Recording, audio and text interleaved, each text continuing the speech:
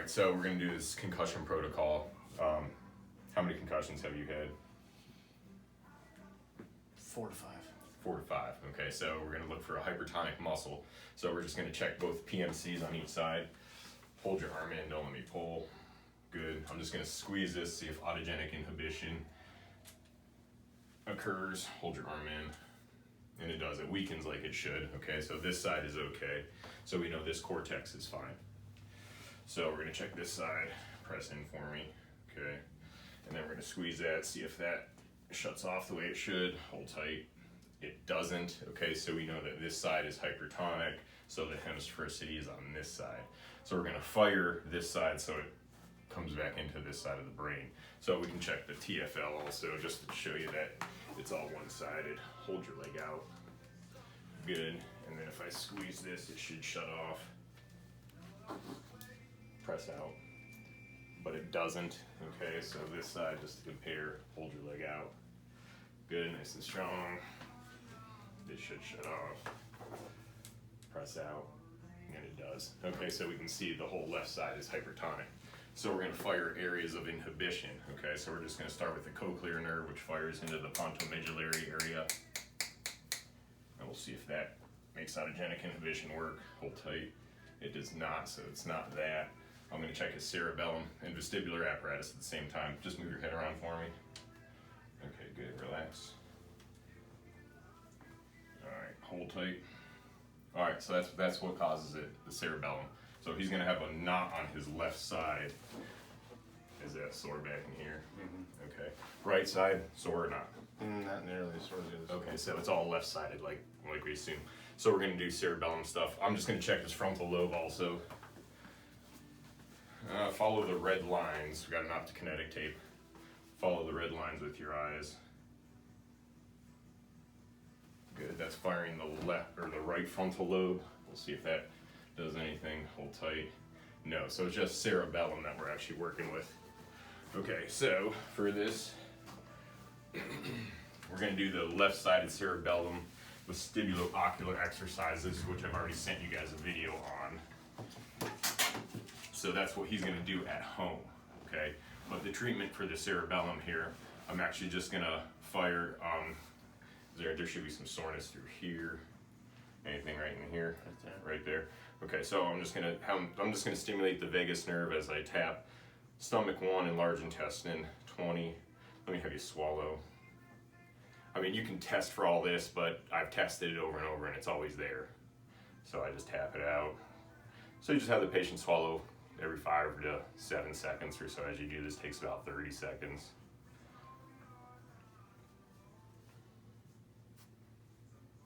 And then usually they have one-sided jaw soreness also. So is the right side sore at all? No.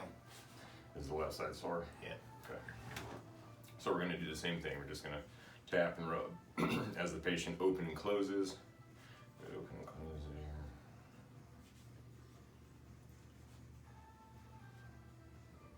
Good. One more time. Good. We're going to do the pterygoid, lateral pterygoid here as well. Just to stimulate the trigeminal nuclei. Go ahead, open, close a little bit. Sore? Mm-hmm. Okay. So we're just going to tap this. Just kind of work on set point technique here. Sometimes it's small intestine 19 at the jaw, but most of the time it's just these two acupuncture points. Okay. Then I'm just going to stimulate the cerebellum by adjusting all left-sided stuff. So go ahead, open for me. Just going to make a little adjustment on his jaw. Just kind of let that relax. Just gently pull it laterally. Good, open. Good, open for me. Take a breath in. We're going to do spheno-basilar inspiration assist and out. Breath in. I've already checked for all this stuff, and like 9 out of 10 times always shows this pattern on patients, but all I'm doing is just stimulating the left-sided cerebellum, which shoots to the right frontal lobe. Okay, that's the cerebellum is presynaptic to the right frontal lobe, and that's why the hemisphericity is being fixed coming down this left side. 2 more, breath in, air out. Last one, breath in, air out. So we're gonna have to do this down in the sacrococcygeal area also, but what you're gonna do here, you're gonna adjust C1 laterally on the left, and then we're gonna do an anterior occiput from the other side. Okay, so what I have patients do so we don't stimulate the right cerebellum by turning their head to the right, we're gonna use the vestibular ocular reflex. So when I'm gonna adjust him here, we're gonna turn the head with your eyes, Todd. Let me have you lock on. Can you see the corner of that poster up there? Mm-hmm. So I'm just gonna have him lock his eyes on something which overrides the cerebellum on the right, which is what we're stimulating right now.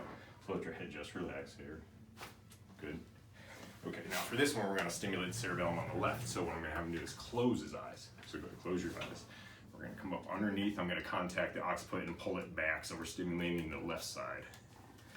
Good, just let your head relax here. Drop the shoulder. Good. Does that feel any better? Oh yeah. Okay, so we got that part. Now, lie on your stomach. We're gonna do the sacrococcygeal part. And then we're only gonna do left side adjusting, okay? So if you feel, you know, the cervicothoracic area, thoracolumbar area, if you need to fix that, but with the love it reflex, we gotta come down to sacrococcygeal. Is that sore or tender?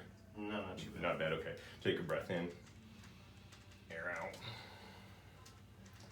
Breath in, air out. All right, go ahead and lie on your right side. All right, we'll have you bring this up. Good.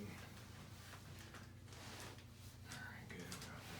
All right, so I'm gonna adjust the left sacrococcygeal joint right here. Okay, so I'm just gonna contact that. I'm gonna roll them down, just let this relax. There's that one. Over on your other side. And I'm gonna kind of do the same thing. I'm just gonna try to stimulate it, kind of pull it this way. Slide towards me just a little bit more. Good. All right, straighten here. So we're gonna get down here on the sacrococcygeal point. Drop that shoulder back.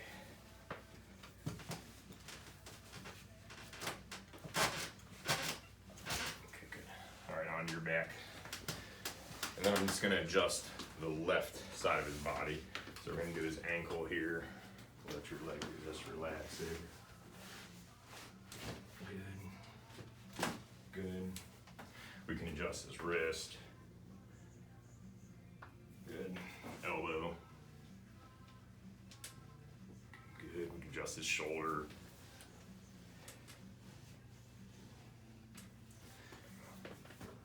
All right, and then I'm gonna go through and do like anteriors on his left side.